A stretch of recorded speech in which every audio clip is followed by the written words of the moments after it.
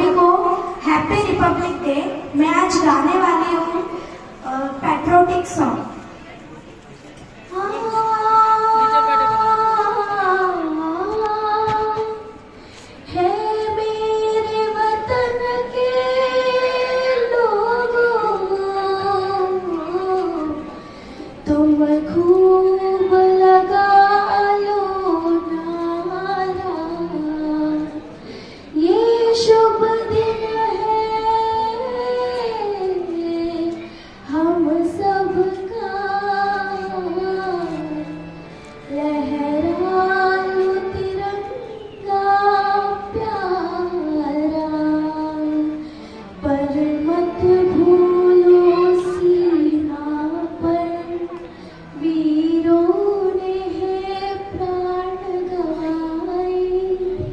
कुछ याद उन्हें भी कर लो,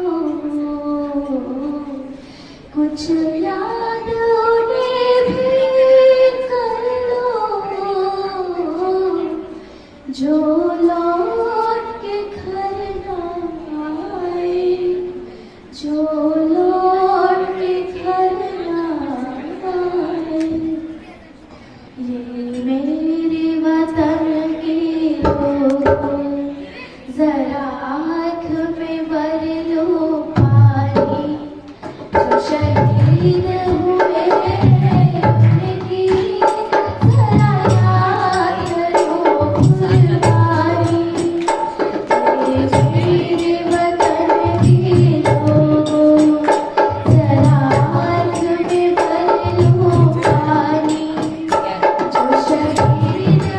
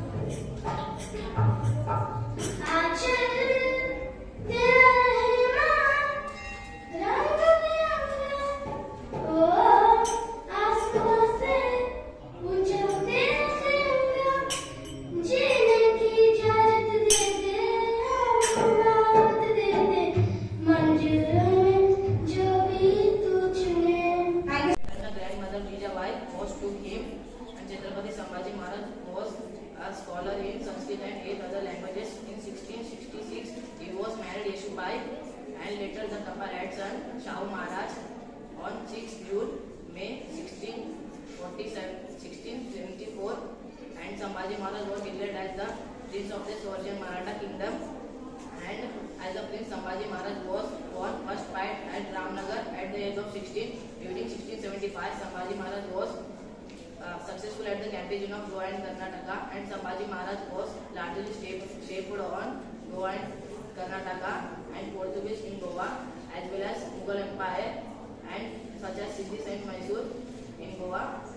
And Sambhaji Maharaj was a true Dharmavir, and Chhatrapati Sambhaji Maharaj was like his father only Chhatrapati Shivaji Maharaj, and Chhatrapati Sambhaji Maharaj was tortured with Aurangzeb for 40 days, and he single-handled the massive army of Aurangzeb for 9 years. Thank you.